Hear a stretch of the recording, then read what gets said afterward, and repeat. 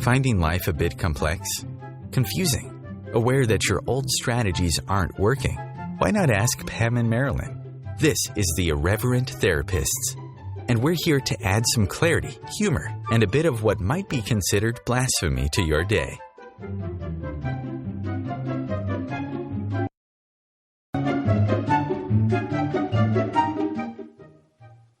And welcome, everybody, to the Irreverent Therapists. I am Pam Hoteline, and with me, yay, is Marilyn Bradford. Woohoo! And Marilyn, I am so excited because this is, I think, the fourth time that we've tried to do this topic. Marilyn was sick, I was sick, Marilyn was sick. And then we actually were there to do it, and we had a miscommunication. Right, so they had a repeat going. So finally, here we are live again. And we are doing a show called These Are a Few of My Favorite Tools. And as you know, if you've been listening to our show at all, Marilyn and I are both Access Consciousness certified facilitators. And so today we're going to be sharing with you some of our favorite tools from Access Consciousness, tools that, you know, we use day in, day out, unless we're being pathetic, and then we forget for a little while. Even then, sometimes we try to use them. We try to use them, and then we call each other and facilitate each other and actually use them. But basically, these are tools that both Marilyn and I and many, many other people have used to change all kinds of things. And so today we're just going to do like a whole show on what are our favorite tools. So Marilyn, tools. I won't ask you like what is your absolute favorite tool, because I think that would be very challenging to come up with just one. But why don't you pick one of your top favorite tools? Well, one of the things that I was thinking about, Pam, is that my favorite tool du jour or de moment has to do with what state I've chosen to be in. And recently, having been quite sick for a while and having a few other things going on, my favorite tool has been what's right about this I'm not getting. And that's been huge for me because for most of my life, I mean, I would like have what I judge to be a bad spot, you know, like being sick and missing out on things or not having the energy to complete things or choosing to not complete things. I have that one too. But asking what's right about this I'm not getting can really change things because two things. One, it gets you out of the negative. Two, something I've learned from Mr. Gary Douglas, the founder of Access Consciousness, is if you're not willing to see what's right about something, you can't actually change it. And this is something I picked up early on. You know, I do a lot of work with addiction, and both of us are psychotherapists. So if someone comes in and says, you know, I hate alcohol, it's horrible, it's ruined my life, or this or that, and I ask, what's right about this you're not getting, then I found that people go into everything that alcohol or whatever it is has been contributing to them. Yeah. So I asked that question of one woman, and she's like, because she was drinking like 2 bottles of wine a day, and she was telling me alcohol was the devil. And I'm like, what's right about it? What does it contribute to you? Yeah. And she went into how it gave her a retreat from her crazy family. They knew not to disturb her when she was outside. She had her wine after dinner. It helped her to not see that her relationship wasn't working with her husband, and she didn't know what to do about it. It went on and on and on. There were like 8 things. I'm like, with all of that, how could you give it up? Let's look at what we can change. And that's on a more personal level. I mean, the whole being sick thing, the whole, you know, I've been dealing a lot with my mother who's 98 and failing, and we've had to move her. It's like what's right about it helps me to see what contribution, what gift the current situation or the person is to my life. Yeah. And that allows me to change things. Yeah. So that's my thing du jour. Well, and, you know, I'd like to pick up on that because it's also one of my favorite tools. And when you were talking about the client that you worked with, I guess what I want to get at here is when we talk about what's right about this I'm not getting, it's not every cloud has a silver lining, or, be a Pollyanna and look on the bright side of things, because we're not talking about that. And Marilyn, when you were talking, it kind of highlighted it for me, because you're asking that lady, what contribution has drinking alcohol been to you? It helped her to see what is. Yes. And that from seeing what is, she could say, oh, well, then I have choice. I can choose to drink alcohol to not look at what's going on with my relationship, or I could choose to look at my relationship and find a different way of dealing with it, where alcohol could just be a choice and I don't have to drink. So it's not the Pollyanna, there's a bright side to this. It's whatever you're creating, there's something about it that is working for you, or you wouldn't be creating it. Yes, and actually now I'm going to go in and sort of contradict you, but I know you won't mind. I won't mind. You can totally contradict me. We're the Irreverent Therapists. We're the Irreverent Therapists. Well, I was listening to something, and of course, I listen to stuff at night, and I'm never sure what I'm listening to. But it was an Access show, and Gary was talking about that movie, Pollyanna, and the whole concept of what am I glad for, which is a little bit different than what's right about this I'm not getting. But I've been using that this past week, Pam, and it's been amazing. Yeah. It's like every time I find myself doing pathetic, and not that any of you out there do pathetic, or Pam, you do pathetic. I'm sure I'm the only one who ever does pathetic. I have my moments. But I also true confessions. I do get pathetic sometimes, just much less than I used to. True confessions of Pam. But what am I glad for? And every once in a while, I'll pull that up. It's like if I'm doing funky, I'm like, okay, so what am I glad for in this situation? Yeah. And it's for me, and it's like, well, the sun is friggin' shining, Marilyn. I love the rain because we need it in New Mexico. But today it was a glorious day. But also about other people. Am I glad for other people? Because I grew up in a family that was not necessarily glad for other people when good things happened to them. Yeah. And I've realized that when I can truly find the gratitude and the glad for other people, oh my gosh, it opens so much space in my life. Well, but I get what it's saying. It's not about, oh, it's so wonderful and I'm sure this is God's will. And it's not. Well, I shouldn't have said that. Never mind. Irreverent Therapists, that's okay. Irreverent Therapists. It's a true awareness of what's to celebrate. Well, and see, I would actually highlight that as a second tool, gratitude. It's like, and so to me, the what's right about this I'm not getting helps me get out of the judgment and the wrongness and the I can't believe this is going on, or, whatever it is, to being able to have that gratitude. Yeah. And sometimes for me, what's right about this I'm not getting is all about my willingness to allow other people to have their choice. Yeah.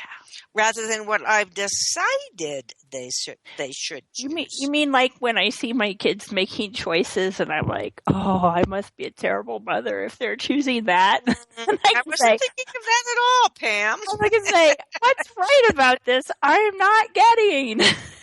Exactly. And then but it does. It creates that space to be able to acknowledge it's their choice. It's their life. I can ask questions. I can, be here and be an invitation to a different possibility, but it's their choice. Yeah, exactly. And then I can have gratitude for them and what they're choosing, even if I know deep down they should choose something different. I love it. Pod and pock. Well, in a lot of ways, that's another one of my favorite tools, which is just acknowledging that everyone has choice. And that we don't need to save and rescue people. We don't need to decide what's best for them. Yeah. It's so helpful to acknowledge, oh my gosh, they have choice, and this is what they're choosing. Mm-hmm. And it's not right or wrong. It's simply their choice. And that's been huge for me, True. Absolutely. Yeah. Well, go ahead. Oh, I was just going to say, before we move on to something else, I just want to say what's right about this I'm not getting. You can also ask what's right about me I'm not getting. Oh, yeah. Good one. Yeah. Because you're starting to talk about the judgment. I'm like, we could go so many places next. I'm so excited. So I'm sorry. So keep going with what you were saying. I can't even remember what I was saying. What was I saying?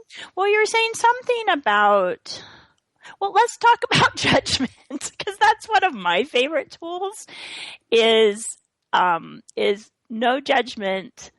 And what is it? No judgment, no discrimination, no discernment. Well, there's all kinds of ways that judgment shows up that we don't necessarily recognize it, like conclusion and discernment and all those different kinds of things. Yeah. So, and I was just thinking of an example of that, and now I'm not sure. It just left my brain, which is kind of not surprising. It left the station. Okay, so one of the things for me about judgment, it's interesting because before this show, Pam and I were both on a radio call, and I was asking about something. I was asking about receiving. And what I realized in the course of the what do you call the person? The commentator, the person who led the call. Person leading the call. Yeah, answering it was that I had come to conclusion and was looking for an answer. And answers are always about judgment. Oh, that's it. Mm-hmm. And my energy was so contracted. But when he started talking about what if you just go, oh, well, okay, that's some level of receiving. And what else could I know about receiving? What else is possible here? Yeah. Oops. I'm so excited. I wasn't watching the time. All righty. We'll be back. We'll be back in just a few minutes.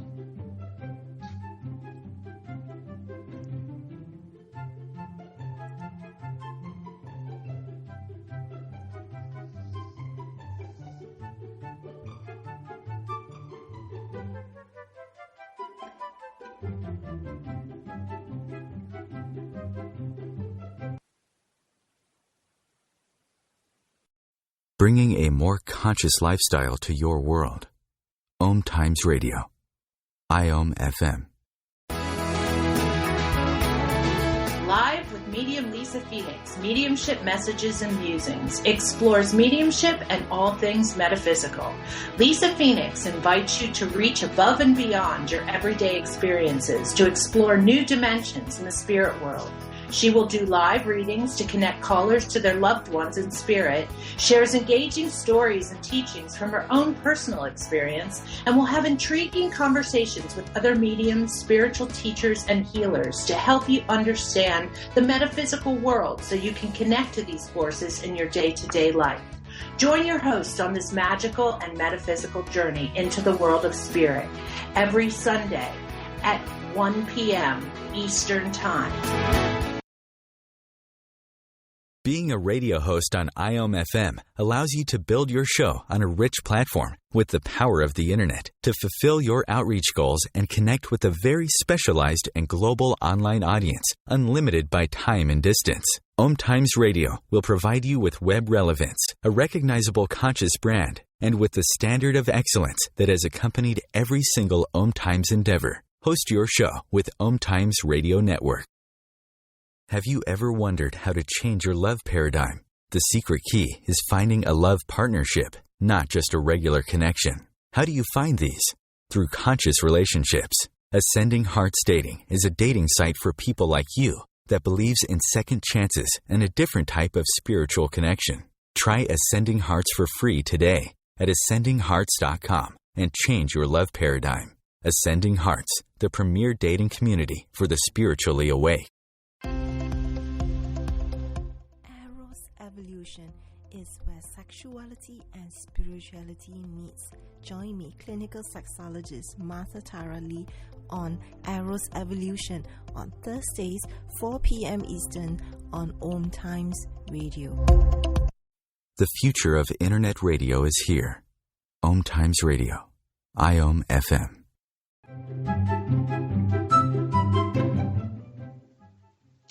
And welcome back to the Irreverent Therapists, where I was so excited about our conversation. I paid no attention to the fact that we were coming to break. So I know we were talking about judgment and conclusion. We probably won't pick up linearly right from where we left off, knowing Marilyn and I. But we will keep talking about our favorite tools.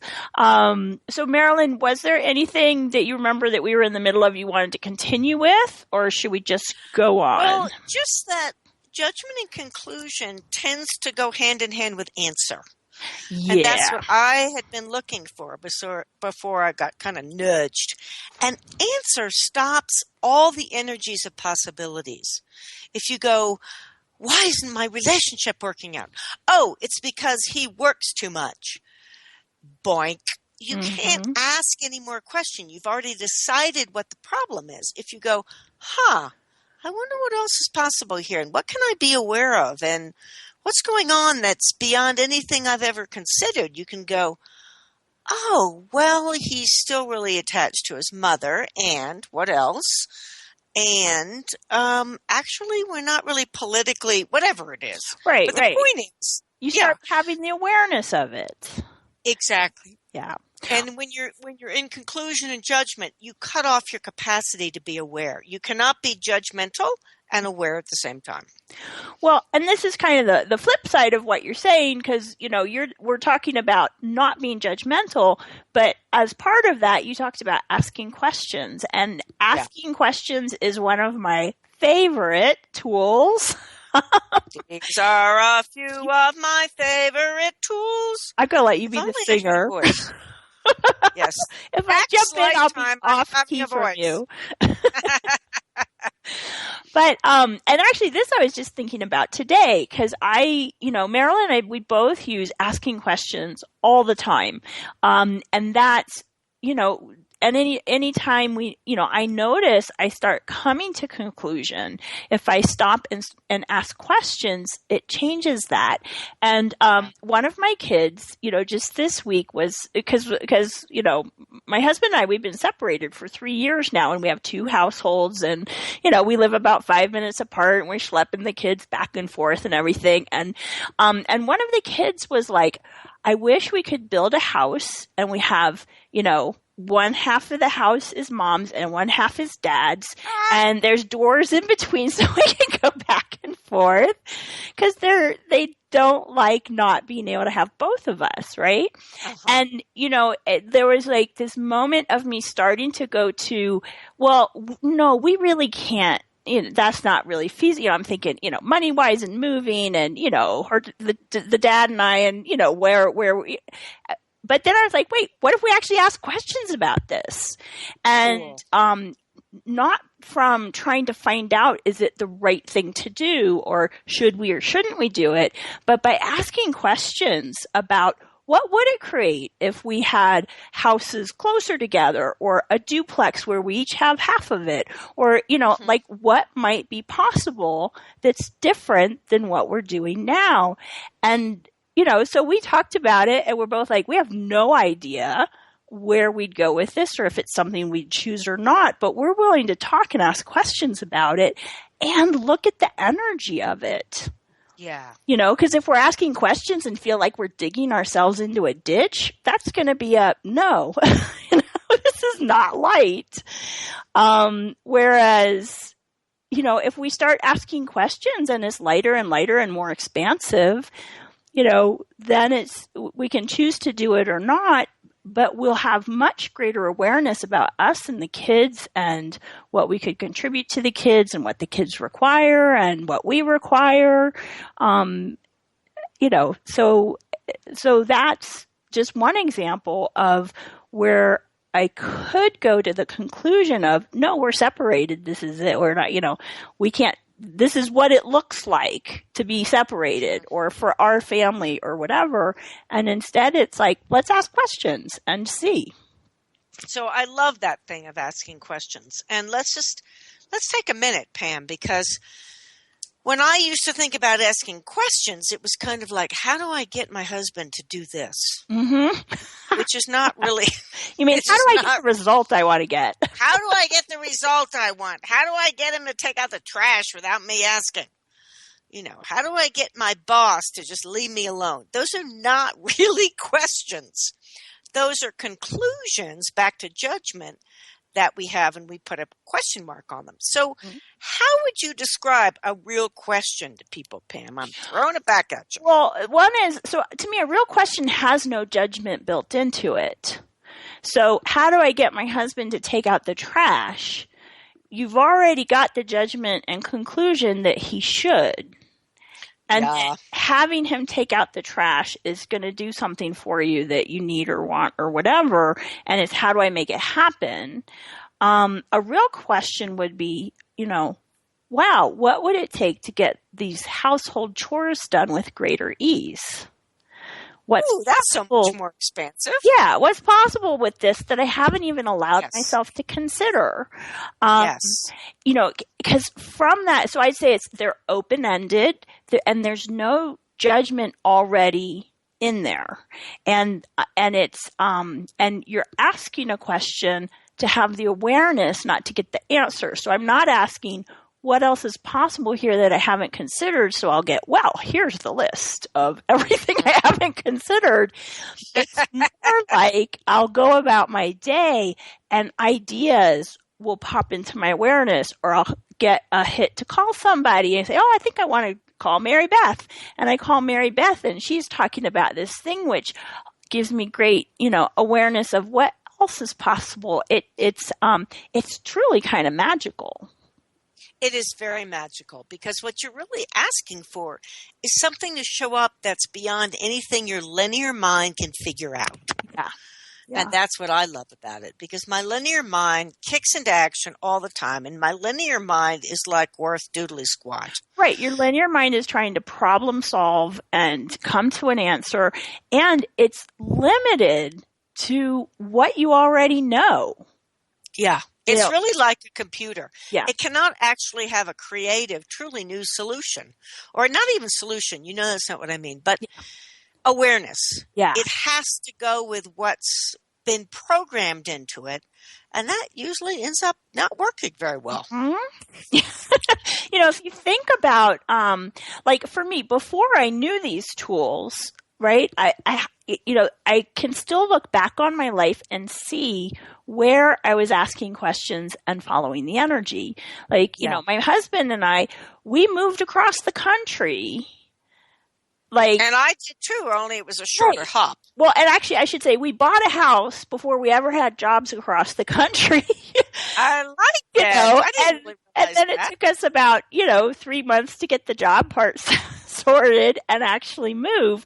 But it was just so light that we were like, we're buying the house and someday we'll move there and we can rent it out if it takes us a few years. And, but it was, I'll just talk about me. I was asking to create greater in my life. That's and so cool. This matched the energy of what I wanted to create.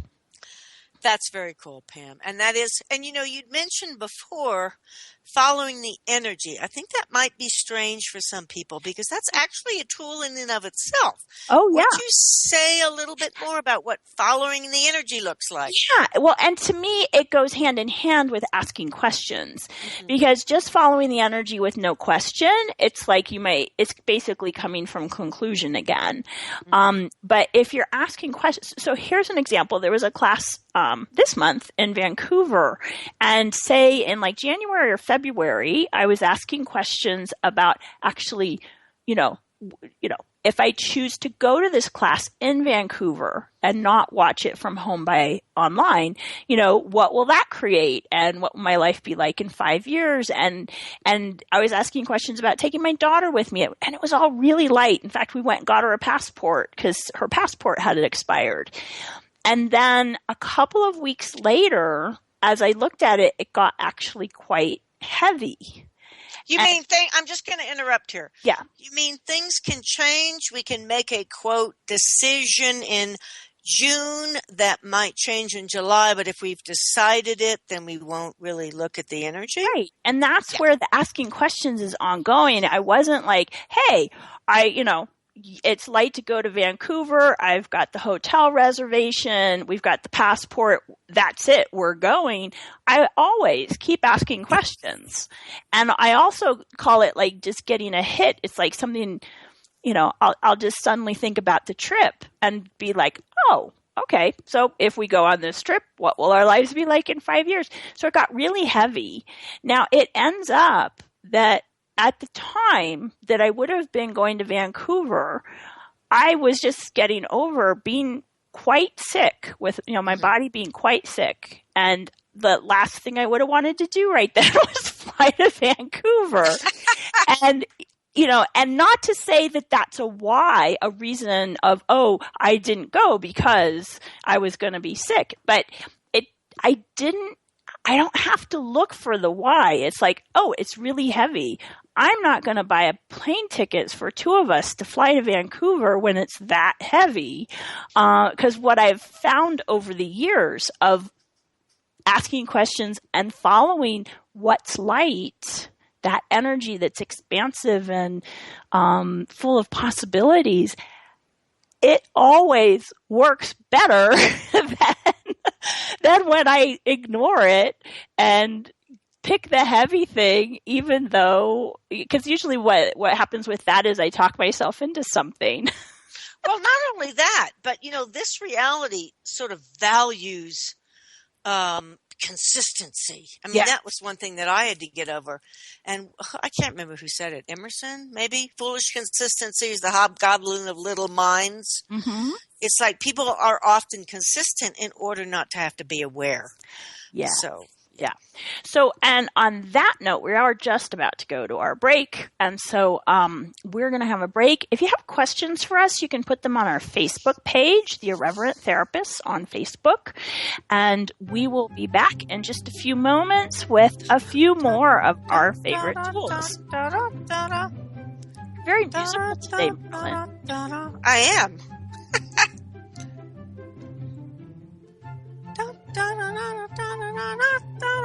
Okay, I'll shut up.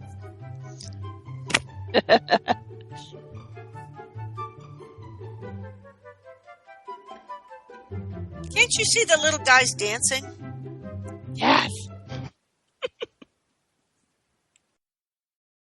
Connecting you with the best of the conscious minds in the world. OMTimes Radio. IOM FM.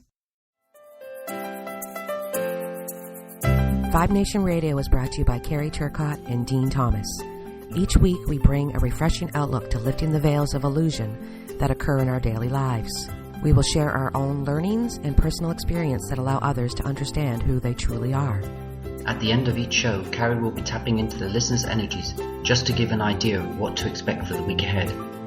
So join us each Monday at 3 p.m. Eastern, and together we will discover the inner keys that will unlock the true you.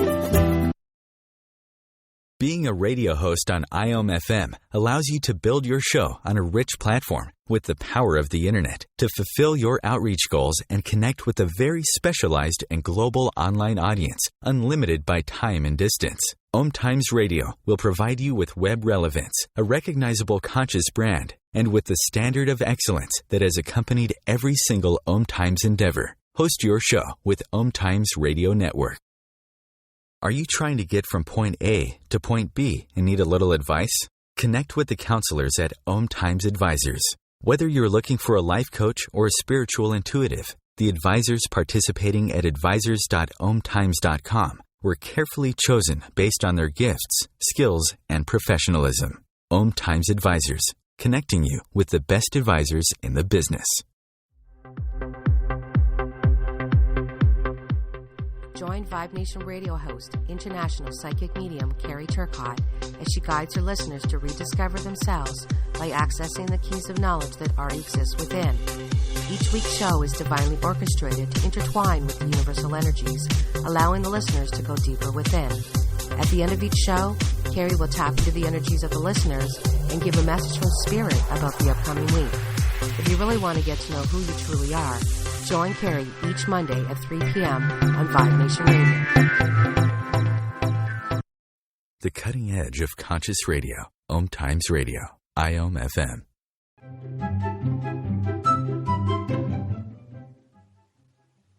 And welcome back, everybody, to the Irreverent Therapists, where we are talking, Marilyn and I are talking about our favorite tools. I'm loving this show, Marilyn. I know. We may have to do number 2. I know, because I have this list. We're barely scratching it. Exactly. So what tool would you like to talk about next, Marilyn? I would like to talk about Access has the 10 Commandments of Access, and they're awesome. If you truly live by these, your life will change in ways you cannot imagine. And one of them is, do not listen to, tell, or buy the story.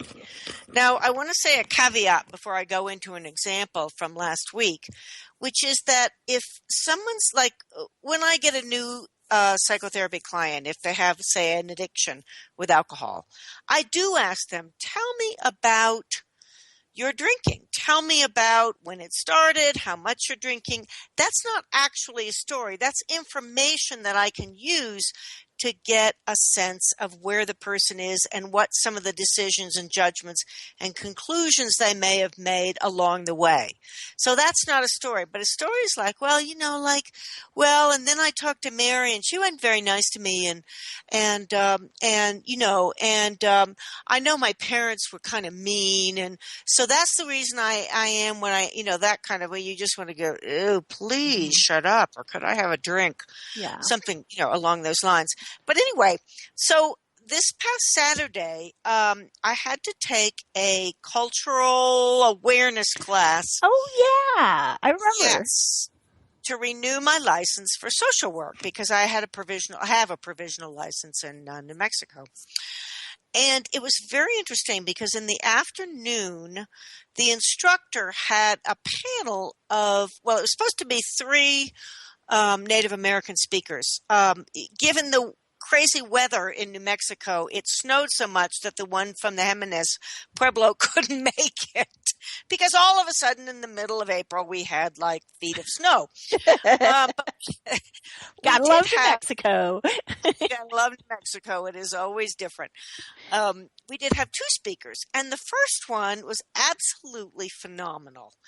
He talked about what he called the Two-Spirit Nation, which was basically he's created this, it's an organization, I get. They have chapters in New York and San Francisco and a few other places, and it's growing and I always get these initials wrong, but LGBT Native Americans, so that the LGBTs, yep. Yes, can have a forum basically to talk about what's going on with them. And he also talked about how before the white man came, and he didn't put it that way, but basically that's what it was, the people who were called Two Spirits were actually quite revered and considered, if not medicine men, certainly seers, prophets, people who had something to say, something to contribute, because they were able to combine the masculine and the feminine. And what he basically did was to bring up an issue and then to give a solution. And I don't mean that in the solidified sense, but hey, this is what we're doing and we'd love your contribution and, a place to go. And I was like, he was truly a brilliant guy. Yeah. He really was. And then I bet the second guy wasn't. No, the second woman was an older woman who talked a lot about how the dominant society had abused her and her family and violated everything they believed and was still violating it. And despite that, I got what was it called? What is it when you get money to go to college? A scholarship. Yep. I got scholarships to 5 universities, and I did this and I did that, and I thought I was going to die. Mm-hmm. Not die, just sort of sink below the table out of sheer boredom. Yeah. And the contrast between the two was amazing. But go ahead. No, I was going to say, because I think it might be helpful at this point.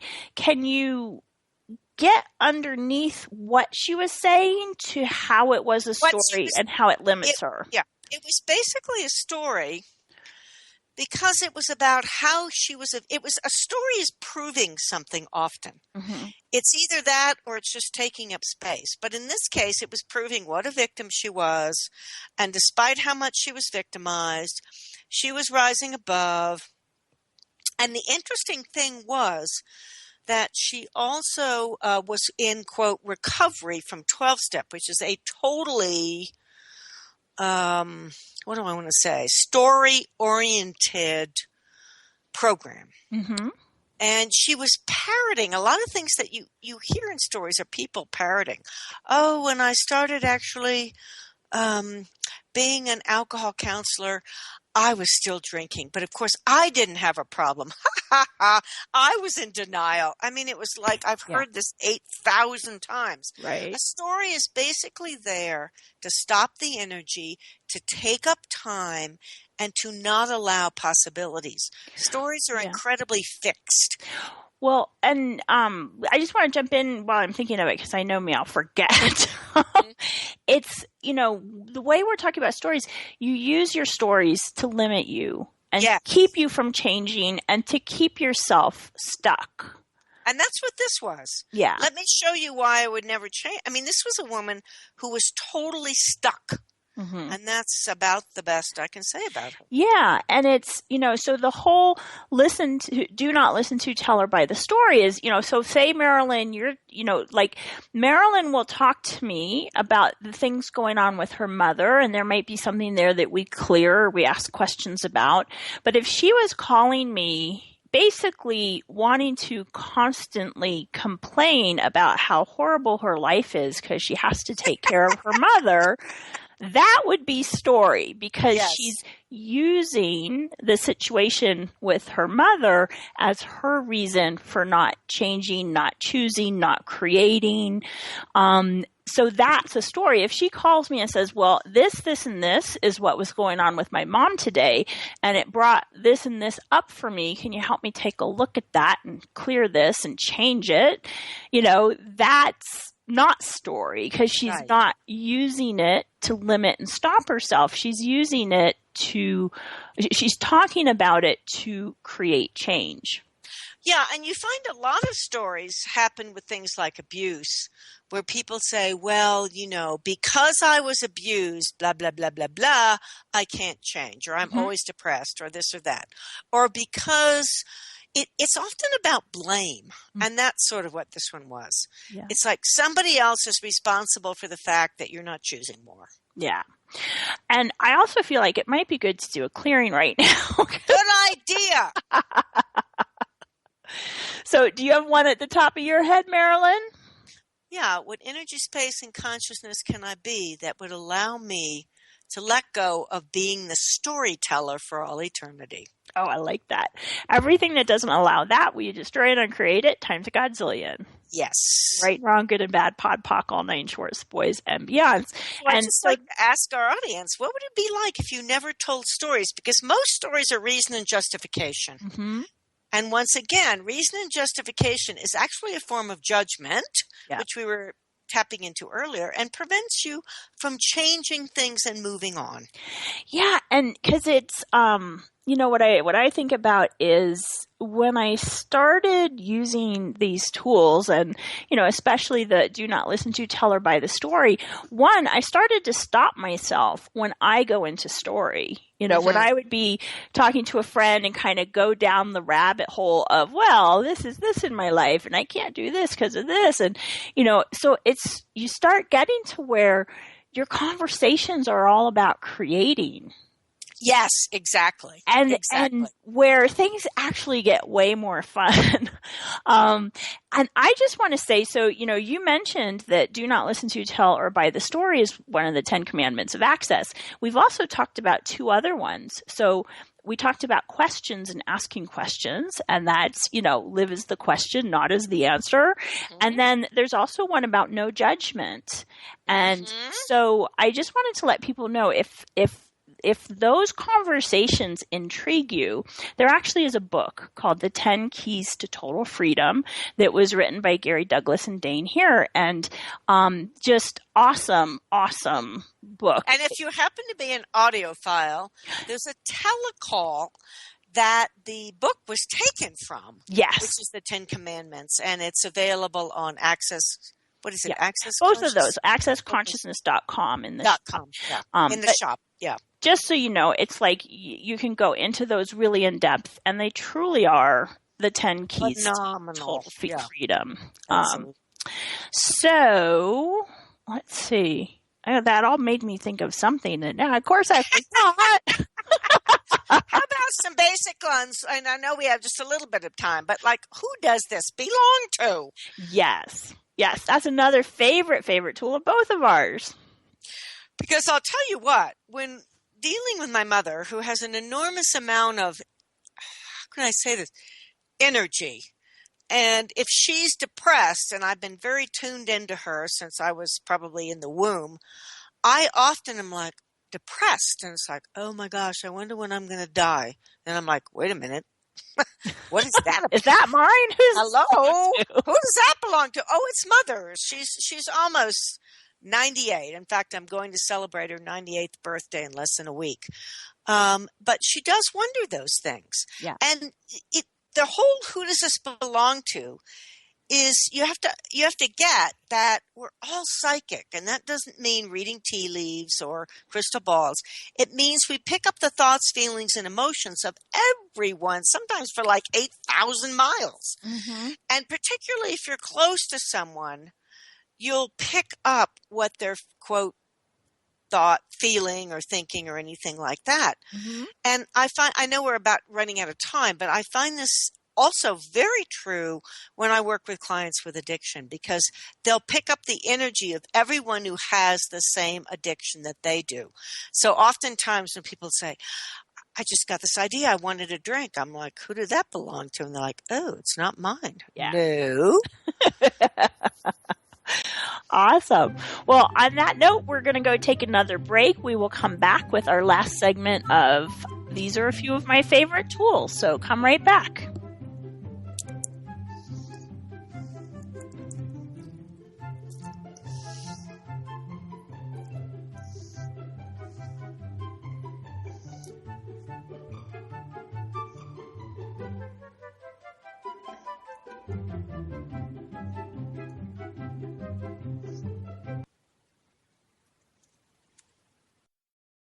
Your conscious connection to a more mindful world. OMTimes Radio. IOM FM.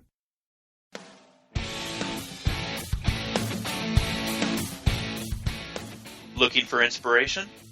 Want to be inspired? Not sure where to go? Find Mark and Kim every Wednesdays at 3 p.m. Eastern on Inspired Living. Topics will elevate consciousness and range from metaphysics to the human and social experience and all things spiritual. Welcome to an inspired community that offers support, encouragement, and new ways of thinking. You are the inspired and the inspiration.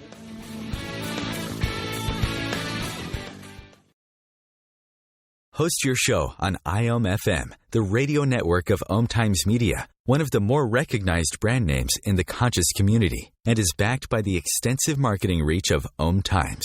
Hosting a show on IOM FM immediately connects you with our extensive dedicated community. Have you ever wondered how to change your love paradigm?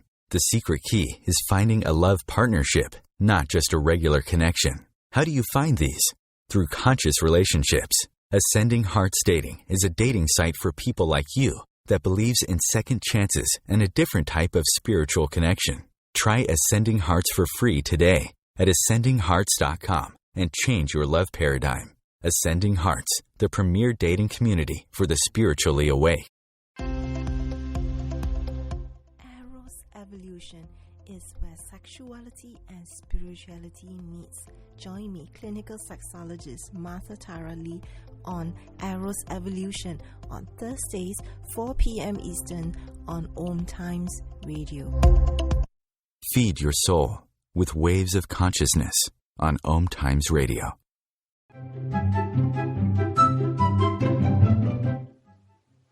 And welcome back, everybody, to the Irreverent Therapists, where Marilyn and I are sharing a few of our favorite tools. And Marilyn, right before the break, we were kind of breezing really fast through who does this belong to? And, you mentioned that we pick up on the thoughts, feelings, emotions of the people around us.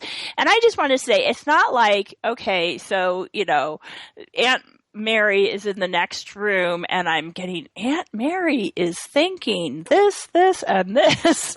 It's right. Like our thoughts, feelings, and emotions are energy, and it's energy that's out there, and we pick up on that all the time. And the thing is, we don't recognize it as somebody else's. I would sit here worrying about, my money, my bank account, my life, my kids. But if I stop and ask, who does it belong to? That energy of worry isn't mine. It's like I pick up on the energy and I apply the details of my life. So it sure seems like mine, but it's my bank money I'm thinking about. But if you stop and to use the tool, you just ask, who does this belong to? And if you feel it all lighter, at least part of it isn't yours. And then you can say, return it to sender. And you're not like, I'm returning it to them so they suffer. It's, right. It's the acknowledgement and that it's not yours. You can just send it back, because you could spend 20 years in therapy working on issues that just aren't even yours. And that's what a lot of people do. Yeah, I did. Yeah, exactly. It's not your anger.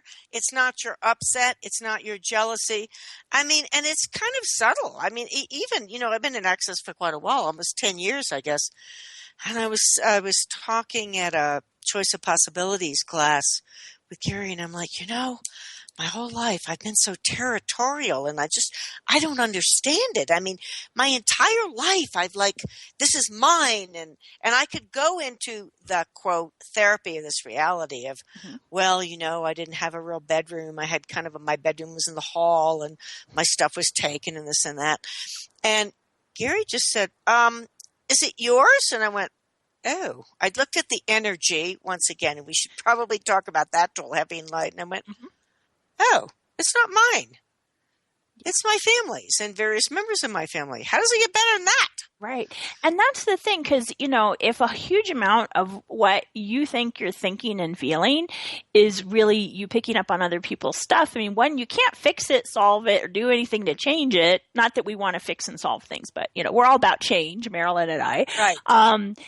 If it's not yours. Right. And on the other hand, if you ask the question, who does this belong to? And it really lightens up and you return it to sender, it's like you can be like, if you think of whatever you think your problem or issue is, you could just take out 90% of it and it's gone. And then, here's a little bit left for you to ask questions about and use tools to clear. And it actually really helps the change process go move. Yeah. And I would just like to add to that, Pam. I mean, it was amazing after that, because literally, and I'm in my 60s, I've always had this thing about territory. This is mine. And once Gary said that, asked that question, and I looked at the energy and I went, oh, it's not mine. Yeah. All of that changed. All of that changed. Marilyn and I have roomed together at many, many classes, and I can tell you it totally changed.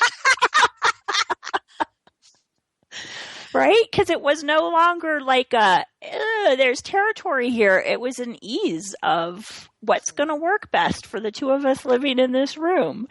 So. Yeah, exactly. And I remember actually one of the last times we shared, I'd come in and I decided, Pam wasn't there yet, that this would be the right bed for me, because then she could stay up later and the blah, blah, blah, and the light. I mean, I had all this reason and justification.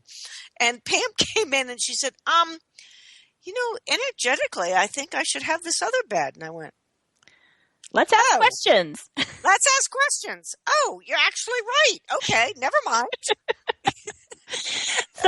So let's actually talk, because we talked about it a little bit earlier in the show, but, heavy and light is another tool of access.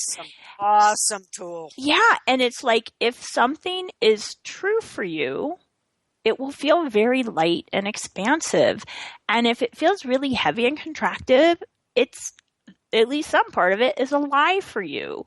And, you can use this, you can ask questions and look at the energy of things. So, at this hotel room, I broached the idea of, hey, what if we ask questions about it?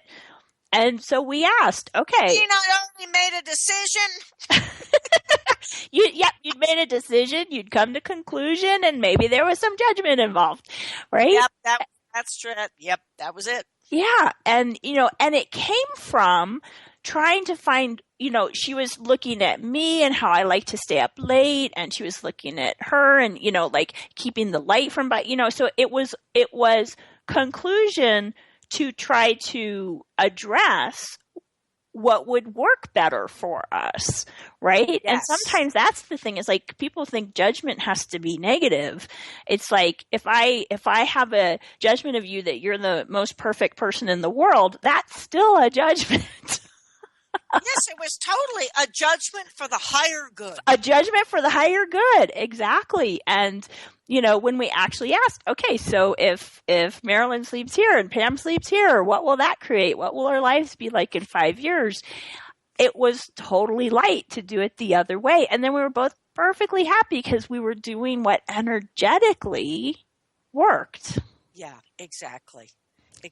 Yeah. And I think that's a beautiful example of, you may have what would be called a very kind or concerned judgment about what's going to be for the highest good, but it's a judgment. It's not a question. Yeah. And when you actually begin to ask questions, you may find that the exact opposite is what's actually going to create more. Yeah. Yeah. And I think a lot of people get hung up on that. And good people, kind people, they're trying to figure out, well, what would be best here? What would be kind? But the difficulty is it's that figuring it out. Yeah. So one of the great tools is to give up figuring it out. Oh, I love that. Yes. Give up figuring it out in favor of being aware. Yep. Say more. Well, we're taught to figure it out. We're taught that logic, my dad was a scientist, is where it's at. Okay, so this is my target, or this is my goal. My goal is to make Pam happy and to make both of us have an easy time with, sharing a room together for 5 nights. Okay, so what do I know? Well, Pam likes to stay up late and I like to go to bed early and I don't want the light shining in my face. And let's see, the bathroom's over here, and if she sleeps here, then none of that makes any difference. And let me just point out, as she's saying all that, don't you feel kind of like, bleh, like, oh, you have to keep talking, bleh, right? That's heavy energy. Yeah. But if I go, so given Pam and me, what's going to create more for both of us in the long run? In this 10 seconds. In this 10 seconds. Yes, exactly. Because what works at this hotel, it might be something different at the next hotel. Okay, new tool, Pam. Will you talk about this 10 seconds? Yeah. So one of the tools, this is actually another one of the 10 Commandments of Access. So it's in that 10 Keys to Total Freedom book. Number three is living in 10-second increments. And, this also speaks back to some of what we talked about earlier, where Marilyn was like, you mean if you make a choice, like you're not stuck with it? It's not. When I was talking about it was light to go to Vancouver and then it was heavy. When you're living in 10-second increments, it's choose. You're not stuck with any choice you're making. Okay, and I want to interject one thing here, and you already said it, but I just want to kind of underline it. What works in one situation may not work in another. The next time we room together, it may be the opposite bed configuration. Right. And if you're asking questions, then you have that awareness. If you're like, okay, it always works best if Marilyn's next to the bathroom and I'm over here and blah, blah, blah, blah, blah. It's like, to me, Marilyn, all these tools we talk about, it's when you're not using them, everything's being created everything's very solid and stuck and Yes. hard to change. Yes. Any of the tools we're talking about, but especially things like living in 10-second increments, asking questions, looking at heavy and light. It's like there's no solidity that you have to stick with. You No. can choose any moment based on your awareness, based on asking questions, following the energy. It's a very dynamic and fluid, ever-changing way of being in the world. Absolutely, Pam. I mean, and that's one of the things, all of the access tools to me have that basically as an underlying kind of thing, is that they're all about fluidity and not making anything solid and being able to see new possibilities and changing. And I'm actually totally thrilled with this call. And you know, I'm looking at my list of everything I wrote down, and we've done about 5 of the So we'll definitely pages. do a part 2 or a part We're 3. definitely going to do a part 2 of favorite. These are a few of my favorite tools. Because for me, anyway, the tools have totally changed how I live my life. Yeah. And it's, you know, these tools, they're so easy to use. Yes. You know, there's nothing that we talked about today that's like, now I have to get up and lift weights so that I can use this tool. Exactly. Or stand on one foot in the corner of a full moon. And They're easy to use and they're easy to bring into your life. So we actually have to go now because our time is over, but we're both so excited about this show. I know we will have at least a second installment. Next week, Marilyn is not going to be available because she's going to be celebrating her mom's birthday, but we have a guest, Juna Guter from Canada, and we're going to be talking about, is your body a battleground or a playground of possibility? And I tell you, Juna's awesome. So she is awesome. So join Juna and I next week, and then Marilyn and I will be back together live the week after. So everybody have an awesome week.